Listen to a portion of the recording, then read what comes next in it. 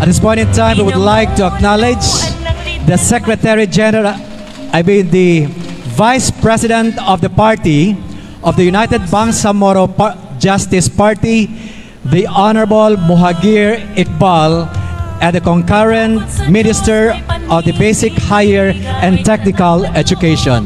Ladies and gentlemen, please help me welcome the Honorable Muhagir Iqbal. United Bangsamoro Justice Party, UBJP, partidong may prinsipyo, partidong may serbisyo.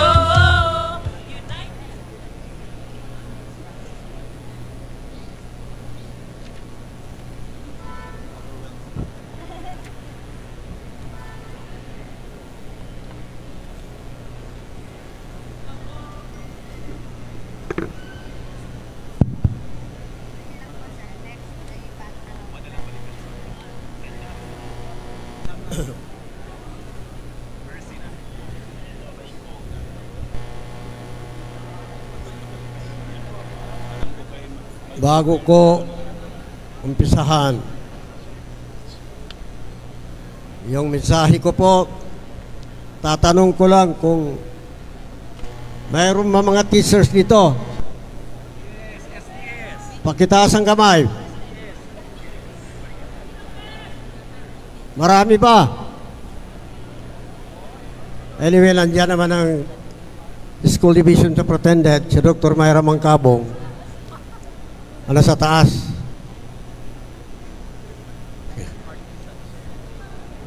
Bismillahirrahmanirrahim.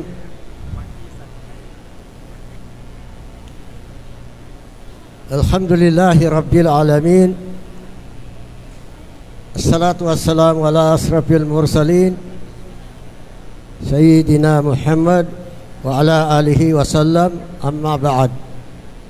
Assalamualaikum warahmatullahi wabarakatuh.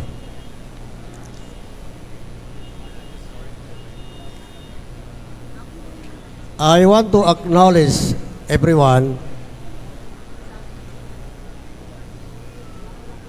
pero dahil sa time constraint, siguro ipagpaumanhin lang na hindi ko mabanggit lahat. Anyway, lahat naman tayo rito importante. Everyone counts. So, importante tayo lahat. Kaya lang medyo maiksi ang oras natin. Ulitin ko, pagpaumanhin po na hindi ko mabanggit lahat.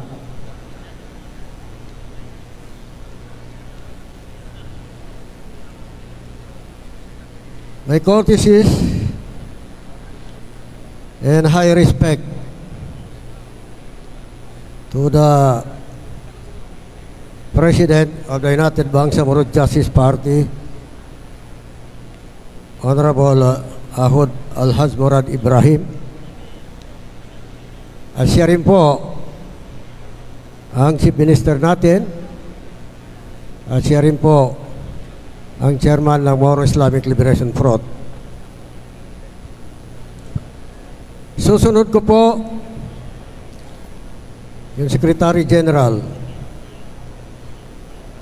si Brother and Governor Abdurrahman Makakwa. Siya rin po ang Chief of Staff of the Bangsamoro Islamic Armed Forces at kasalukuyan siyang Governor ng Maguindanao del Norte. Siyempre, yung host natin na Governor, masigasig at gwapo, si Governor Jim Hataman.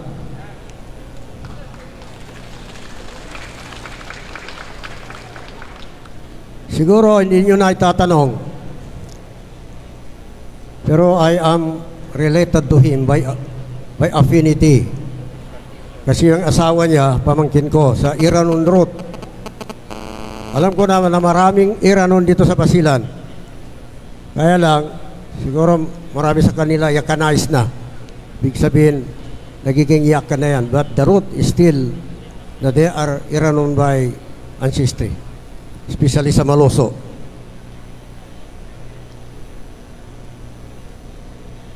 Sunod ko po, yung Honorable Lamitan City Mayor Uric Furigay,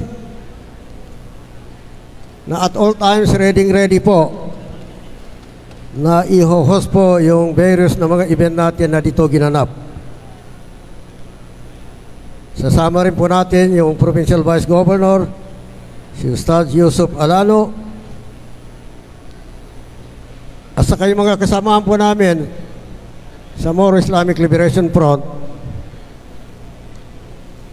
si Ustad Faiz Alauddin, si Dan Asnawi,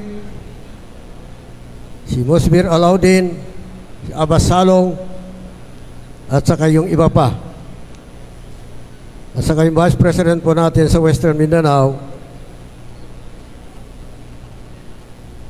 si Matarol Istino. At saka siyempre, kahit na hindi ko nabanggitin yung pangalan ng mga Vice President, 13 kasi ang Vice President o 14, hindi ko nababanggitin ang pangalan. But I just want to mention a very special guest who is joining us today, yung Party Federal ng Pilipinas, Regional Chair si Bong Amin. Saan po siya? Pagkitaas po ang kamay. At saka may mga kasamahan. At saka siyempre, yung mga kapulisan who are providing security to this event and to everyone para yung event natin po ito ay mapayapa at matagumpay. Alam po ninyo, siguro ito ng pang-anim, pang-lima na napunta ako dito sa gymnasium na ito. Ang unang pagpunta ko po rito, yung first na BBL, o Bangsamoro Basic Law, meron po tayong konsultasyon at ginaganap din po ito. Ginanap dito po sa gymnasium na ito. Ang sumunod po, yung second BBL. And that was, I think, 2018 o 2019. Naririto po rin ako. At pangatlo, yung plebisito po. I stayed here for many days. Maraming araw naririto po ako para masigurado po natin mananalo po ang plebisito, mananalo po ang yes dito sa Basilan. Maganda naman po dahil nag-landslide po ang yes dito sa Basilan, pero ang naging problema po natin, hindi na ipasok po ang city ng Isabela. Yung pang-apat na rito po ako, upon the invitation of the Honorable Governor Jim Hataman, yung Education Summit po, and that was, I think, the later part of 2022. At ngayon, naririto po ako. Rest assured na mahal po namin, mahal ko po ang Basilan. Mahal po namin ang Basilan. Kaya, in full force, ng the highest ranking officers na United Bangsamoro Justice Party headed by the Chief Minister and President of the UBGP, sa Secretary General, at sa lahat ng mga kasamahan ko po, naririto po ngayon. Kaya ito, nagpapatunay po na mahal po namin kayong lahat dito. Meron po akong prepared speech. At with your indulgence, babasahin ko po. But it is basically in English, pero may kahalong Tagalog.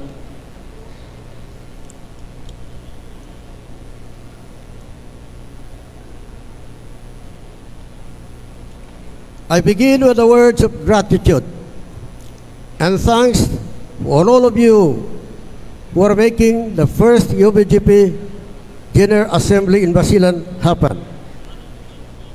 For those who have traveled great distances to take part in this event, and for the organizers who were not daunted by the task of gathering this many attendees under one roof.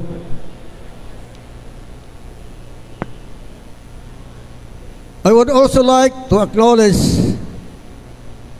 our revolutionary or jihadi leaders who are with us, starting from the Chief Minister to the Secretary of the UBGP,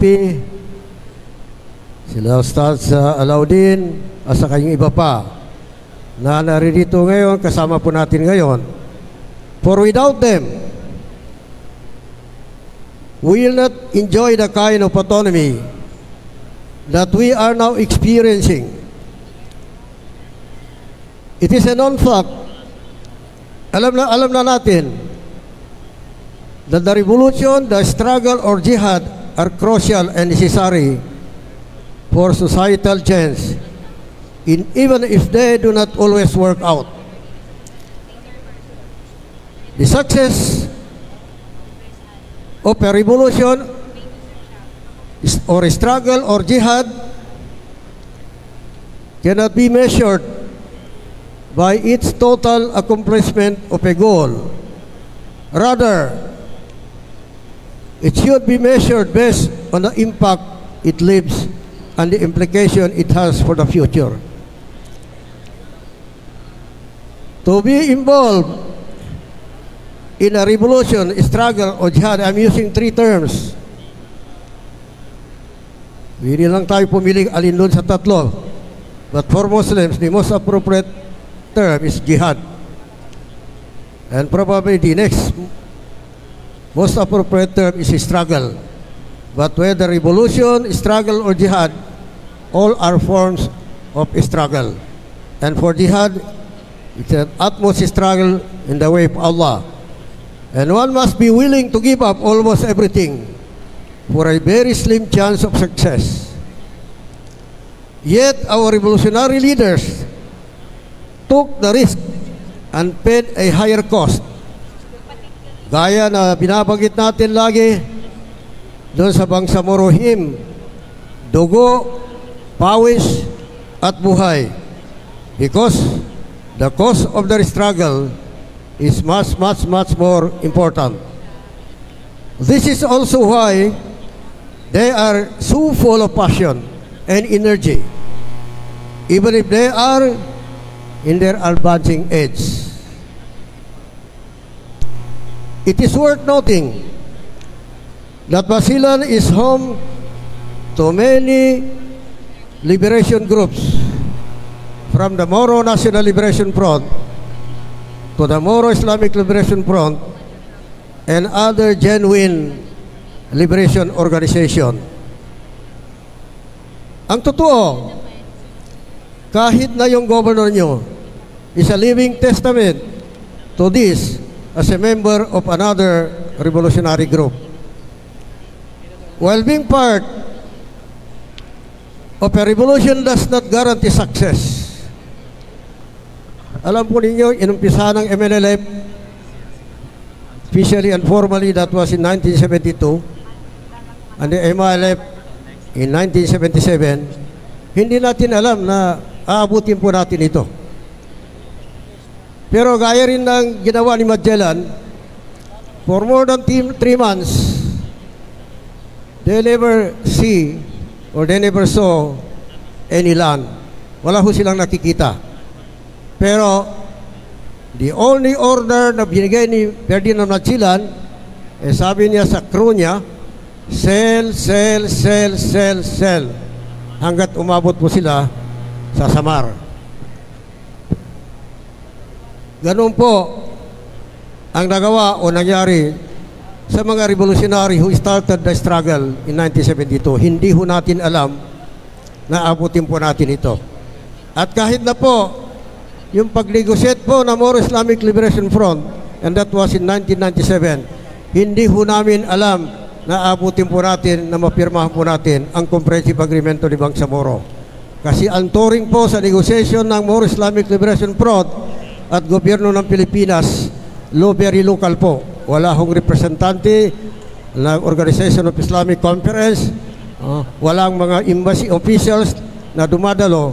Kaya ang turing doon sa pag-usap ng gobyerno sa MILF, very, very, very local.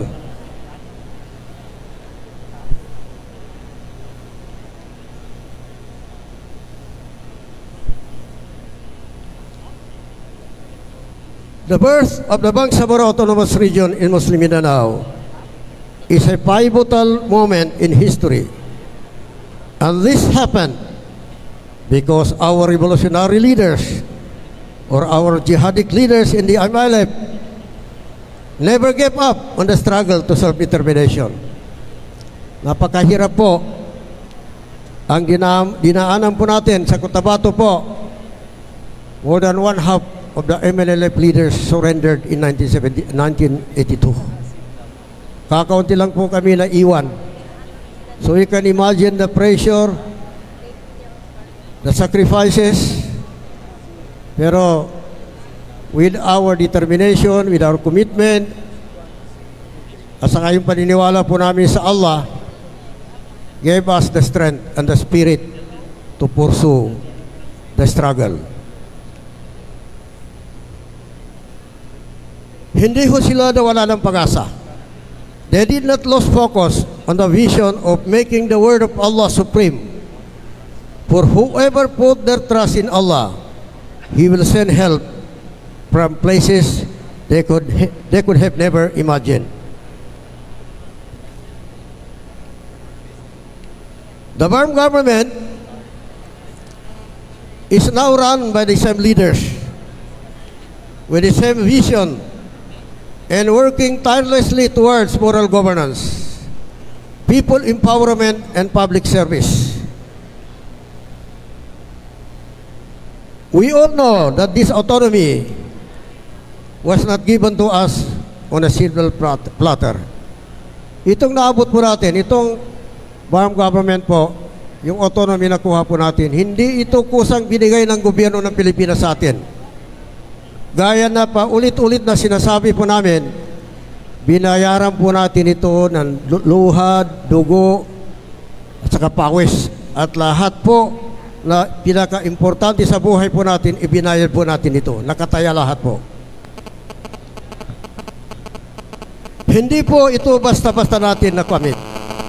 Ito po, uulitin ko, ay bunga ng ating struggle or jihad, bunga ng pawis, dugo at buhay ng ating mga mujahidin.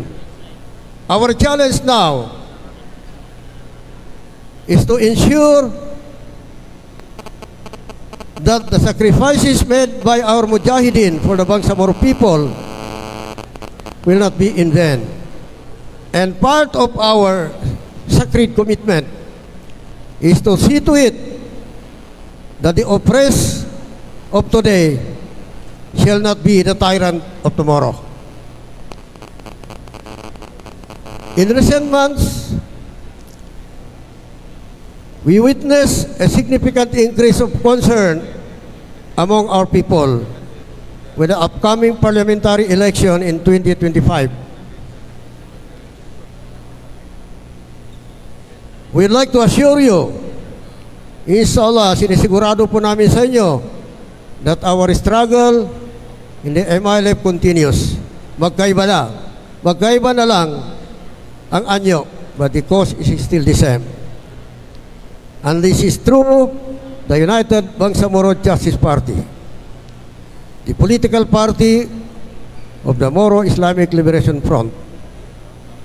Alam natin na yung mga kaibigan natin sa ibang partido, they are professional politicians. Alam nila paano manalo. They master the art of winning. At another challenge sa amin dito, ito'y sinasabi sa amin paulit-ulit. If you join the mainstream political system, lalamunin po kayo ng sistema. Ibig sabihin, yung ayaw natin na mangyari, gagawin natin at mismo tayo ay yun din ang susundin natin. Yun ang sinasabi na if you join the mainstream politics, you will be eaten by the system. Pero challenge ito sa atin, challenge sa MILF, challenge sa United Bangsamoro Justice Party. Kaya ang political party po natin, United Bangsamoro Justice Party, is a principled political party. Ano bang ibig sabihin ng principled political party? Kung mag-usap tayo, usapang lalaki. Usapang lalaki yan. Kung sabihin ko sa iyo puti, puti yan. Kung sabihin ko sa iyo pula, pula yan. Hindi yung sinasabi ko na puti, yung pala pula. That's the most important aspect of a principal political party. Aside from hindi pwede switching of political affiliation, ang pinaka-importante diyan, the core value is really na kung mag-usap tayo, usapang, hindi lang usapang lalaki, pero usapang makatotohanan. UBGP is a way different from the opportunistic politics that our people have seen. Its goal is to ignite transformation and reform in the Bangsamoro homeland and for the Bangsamoro people. Lastly, the 2025 election will be instrumental to the ongoing peace process in many ways. Win or loss, matalo tayo, manalo tayo, and hopefully in the affirmative, there will be a different situation after the election. But this assembly is a vivid reminder to all of us that we, the Bangsamoro people, have not forgotten our mujahideen, their words and their example, because we will continue the struggle that they have founded and strengthened, albeit in different form.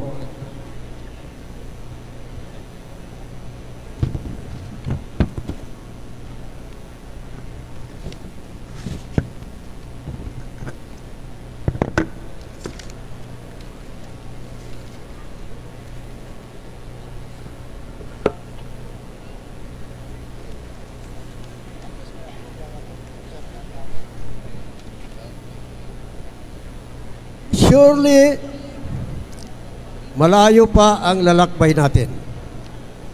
We still have a very long way to go. And only through a joint political effort, we will be able to reach our fundamental goal.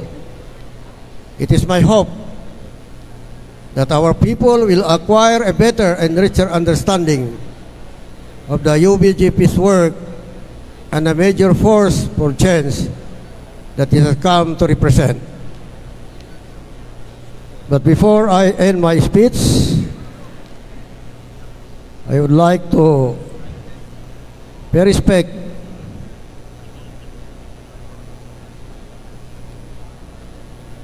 to the municipal mayors of Basilan who are with us this morning or this afternoon. It's already past 12 o'clock. The Honorable Mayor of Sumisip, Honorable Jul Adnan Hataman, the Honorable Mayor of Tabuan Lasa, Honorable Mayor Munir Manisan. Alam ba niyo yung ibig sabihin sa amin ng Manisan? Maganda, guwapo. Guwapo yan. Siguro guwapo na Mayor ng Lantawan, Honorable Nasir Abubakar. Mayor ng Mactamad, Honorable Arsina Nano. Mayor ng Lamitan City, Honorable Roderick Forigay. Mayor ng Akbar, Honorable Ali Sali. Mayor ng Adjul, Honorable Talib Pawaki. Mayor ng Tipo-Tipo, Honorable Arkam Istarol. Mayor ng Albarca, a very popular municipality, kung saan ang 7 o 8 tangke na sira. Gusto ko sabihin sa inyo, in terms ng yung tangke na sira, wala hong lumalabi sa Basilan. Kahit sa Sulu, kahit sa Maguindanao, mas marami po ang tangking nasira nyo dito sa Basilan. Kaya congratulations and may Allah reward yung mga mujahidin natin dito.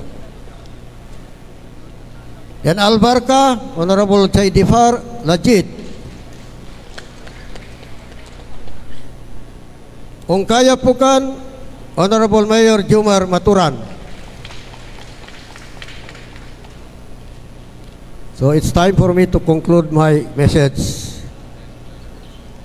Here, I would like to call on all the sons and daughters of the Bangsamoro people and the various liberation fronts in this hall and beyond to unite even more closely to carry forward the cause of the struggle that led us here and to continue to forge ahead toward the rejuvenation of the Bangsamoro people and ultimately making supreme the words of Allah. Wabillahi taufiq wal hidayah. Assalamualaikum warahmatullahi wabarakatuh. Tungo sa mapayapang pamayanan. Shukran, May takot Alhamdulillah. sa Thank you Diyos, very may much, sir, for that pag-ibig. well-explained talk. And indeed, I was really carefully listening as if we're listening in the classroom. Thank you very much. Takbir! Takbir! United Bangsamoro Justice Mabuhay ang Party. UBJP.